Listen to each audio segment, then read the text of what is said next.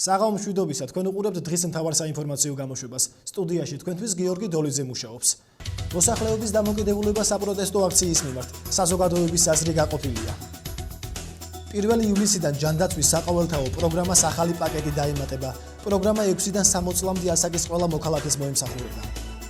სიღარიბის ზღვარს ქვემოთ მყოფთათვის შემწეობა ორმაგდება. გამგებლის მოვალეობის შემსრულებლის და საკრებულოს თავმჯდომარის გადაყენება. ეს ის მოთხოვნებია, რომლის შეუსრულებლობის შემთხვევაში გამგეობის წინ შეკრებილი აქციის მონაწილეები დაშლას არ აპირებენ. რას ფიქრობენ ამ საკითხთან დაკავშირებით ოზურგეთელები, ამას ჩვენი სიუჟეტიდან შეიტყობთ. ოზურგეთის მუნიციპალიტეტის ადმინისტრაციული შენობის წინ მიმდინარე საპროტესტო აქციის მონაწილეები აცხადებენ, რომ ისინი საზოგადოების მოთხოვნებს ახმოვანებენ. შესაბამისად, ჩვენ გადავწყვიტეთ, რომ გამოგვეკითხა ადამიანები ქუჩაში და დავინტერესებულიყავით, რამდენად თანხმდროში მოდის აქციის მონაწილეებისა და საზოგადოების წევრების სურვილები. საზოგადოებაში ისევე როგორც პოლიტიკურ არენაზე აზრი ორად არის გაყოფილი. თუმცა ბევრმა ადამიანმა გამგეობის წინ მიმდინარე აქციის შესახებ არაფერი იცის. კარვები გაშალეს, ამდენად იცით ამის შესახებ? არასწორად არ მეყურება მაგის შესახებ. ახლა არ ვიცი არაფერს. არა, არ ვიცი. არც რა გიგიათ, რომ მიმდინარეობს აქცია? გაგებით გავიგევარ არის. მოქალაქეების ნაწილი მიიჩნევს, რომ აქციის მოთხოვნები უნდა შესრულდეს. უნდა გამრავლდეს აქცია, შეიძლება. რაციონალურად უნდა წავიდეს. დისპრესიონად უნდა მეითხაროს ნაცვლად. საზოგადოების აზრი რა თქმა უნდა რა. ჩვენ ვითხოვთ იმას, რაც არის უკრიანი.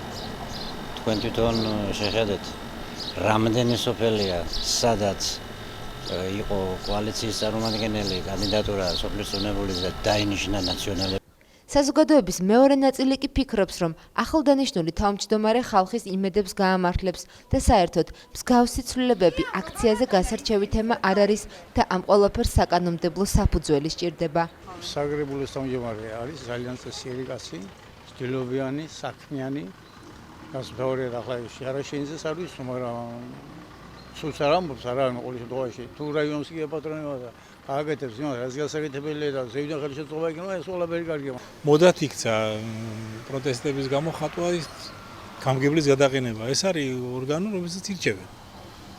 ასე რამდენიმე კაცის მოთხოვნით მისი გადაყენება არ იმაშია მართებულად, იმიტომ რომ თავისუფლად შეიძლება ნებისმიერ დაინტერესებულ მხარემ თავი მომყაროს ასეულობით კაცს და მოითხოვოს ნებისმიერ კაცს. ეს არის ქაოსი. წესრიგი თუ უნდათ, არსებობს მისი მოთხოვნებით ჩამოყალიბება, თუ რაიმეს არ ღვევენ, გადასცენ სასამართლოს, პროკურატურა არსებობს.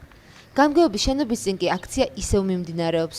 მისი მონაწილეები გამგებლის მოვალეობის შემსრულებლის კოტი შარაშენიძის და საკრებულოს ახალი თავმჯდომარის ავთო სურგულაძის გადადგომამდე დაშლას არ აპირებენ. რას მოიცავს საყოველთაო ჯანდაცვის პროგრამა, რომელიც 1 ივლისს ამოქმედდება და რა სიახლეებს ითვალისწინებს პროგრამის მეორე ეტაპი, ნახეთ ხათუნა ჩანგსელიანის სიუჟეტში. საყოველთაო ჯანდაცვის პროგრამის მეორე ეტაპი 1 ივლისიდან ამოქმედდება. პროგრამა 6-დან 60 წლის ჩათვლით ყველა იმ მოქალაქეს მოემსახურება, ვისაც დღემდე არანაირი დაზღვევით არ უსარგებლიათ. საქართველოს შრომის, ჯანმრთელობისა და სოციალური სამინისტროს მიერ განხორციელებული საყოველთაო ჯანდაცვის პროგრამა 2013 წლის 28 თებერვალს ამოქმედდა.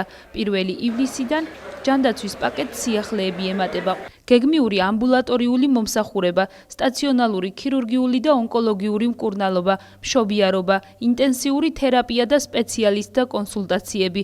ინტენსიური თერაპია და სპეციალისტთა კონსულტაციები, რომლებსაც სახელმწიფო სხვადასხვა საპროცენტო მაჩვენებლებით სრულიად ან ნაწილობრივ აფინანსებს. ადამიანი მიმართავს თქვათ იმ საავადმყოფოს, იმ კლინიკას, იმ ექიმს, სადაც უნდა მან გაიკეთოს გეგმიური ოპერაცია, ის ექიმი და კლინიკა გაცემს ფორმა ას და საგარანტიო წერილს არა, ანგარიშ ფაქტურას, ანუ კალკულაციას, თუ რა ჯდება ეს ოპერაცია.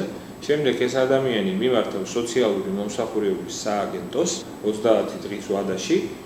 სოციალური სააგენტო ამ პიროვნებაზე გაცემს საგარანტიო წერილს, ანუ უფლებას ოპერაციის გაკეთების ჩატარების შესახებ.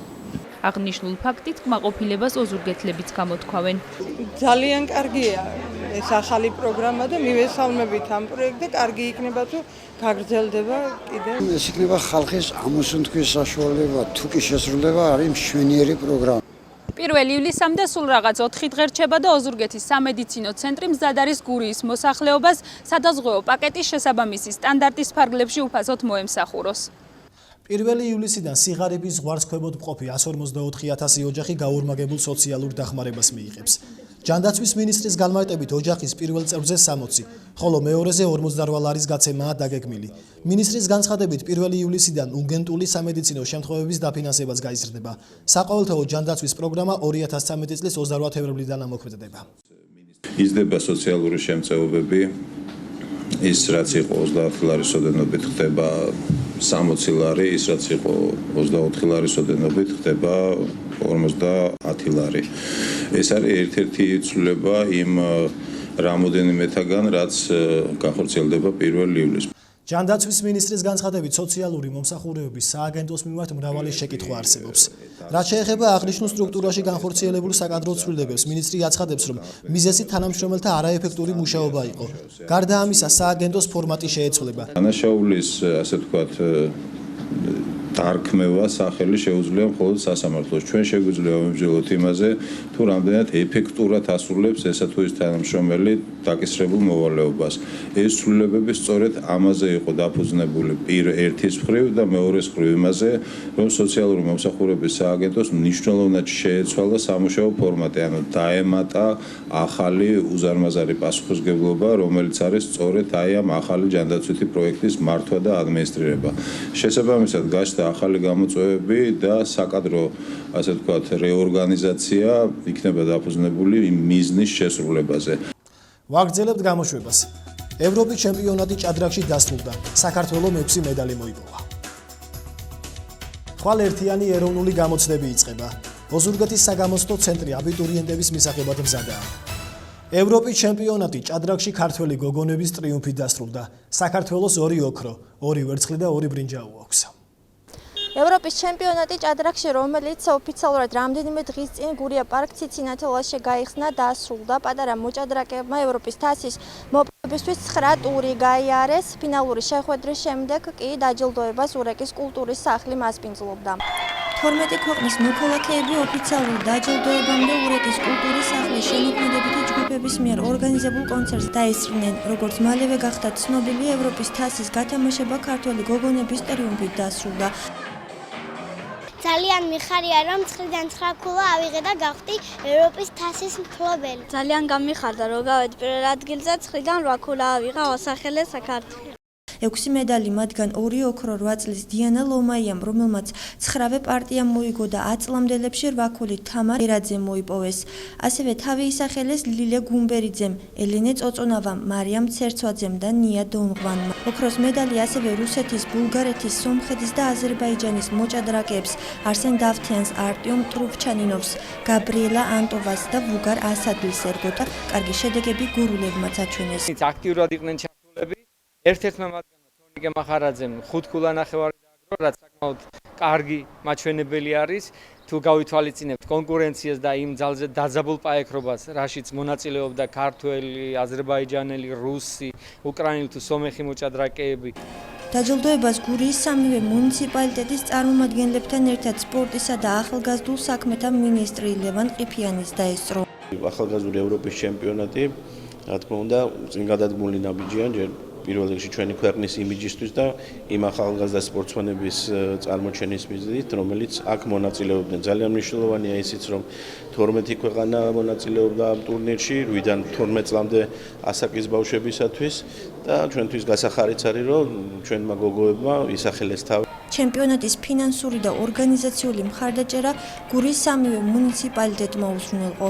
ყველა გამარჯვებულს და ხუთეულში გასულებს ფასიანი საჩუქრები, პერსონალური კომპიუტერები, ფოტოაპარატები და Samsung Galaxy-ის ტელეფონები გადაეცათ.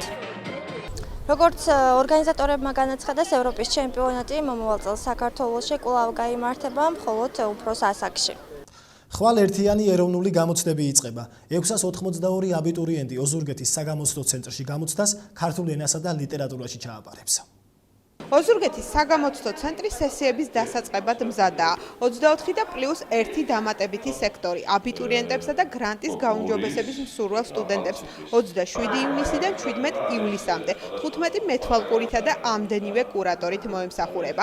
მომზადებულები ვართ ყველანაირი საორგანიზაციო საკითხები არის გავლილი, განხილული. საკმაოდ დიდია წელს ნაკადი, იმიტომ რომ 25 სექტორი აქამდე არასდროს არ ყოფილა, ანუ 682 დაახლოებით ეს ციფრია, რომელიც გაივლის ჩვენთან გამოცდას.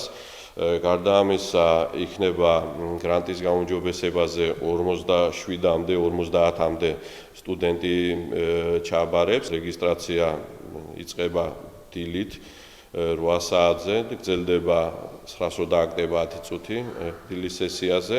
დანარჩენ დღეებში იწყება ჩვეულებრივად 2 საათზე და გამოცდა დაიწყება 15 საათზე და ყველას უსურვებ წარმატებას, როგორც ხვალ ერთიანი ეროვნული გამოცდები ქართულ ენასა და ლიტერატურაში 9 საათზე დაიწყება. მომდევნო გამოცდა კი უნარების იქნება. გამოშვების დასასრულს ამინდის პროგნოზ გურიის რეგიონში ტრადიციულად ჩემი კოლეგა ნათია მუქერია წარმოგიდგენთ. გიორგი გიერთები ზამთრის ბაღიდან მივესალმებით ჩვენს მაყურებელს ყოველდღიური ამინდის პროგნოზით. გავიგოთ როგორი ამინდი გველოდება ხვალისთვის. ოზურგეთში თვალისთვის სინოპტიკოსები ვარაუდობენ მზიან ამინდს. ჰაერის მაქსიმალური ტემპერატურა დაფიქსირდება 28 გრადუსი, მინიმალური კი იქნება 18. იქროლებს ცვალებადი მიმართულების ქარი ლანჩხუთში. ხვალისთვის ასევე მოსალოდნელი არის მზიანი ამინდი. ჰაერის ტემპერატურა გათბება 31 გრადუსამდე, მინიმალური კი იქნება 18 გრადუსი და იქროლებს ცვალებადი მიმართულების ქარი. მზიანი ამინდი არის მოსალოდნელი ხვალ ასევე ჩოხატაურში. ჰაერის მინიმალური და მაქსიმალური ტემპერატურა აქ იქნება 18-31 გრადუსი და იქროლებს სამხრეთიდან აღმოსავლეთისკენ მიმავალი თბილი ჰაერის მასა. ეს გახლავთ რეგიონში მოსალოდნელი ამინდის პროგნოზი. სანამ დაგემშვიდობებოდით, გეტყვით იმასაც, რომ ჩვენს ვარცხნილობებზე სრულნავს სილამაზე სალონი ნიუს თაილერისთვის. მადლობა მას. დროებით. ამინდის პროგნოზი ნათია მუქერიამ გაგვაცნო. დღევანდელი საინფორმაციო გამოშვება დასრულებულია. მადლობს რომ გვიყურეთ და დარჩით ჩვენს არხზე. მე ხვალამდე გემშვიდობებით, კარგად ბრძანდებოდეთ.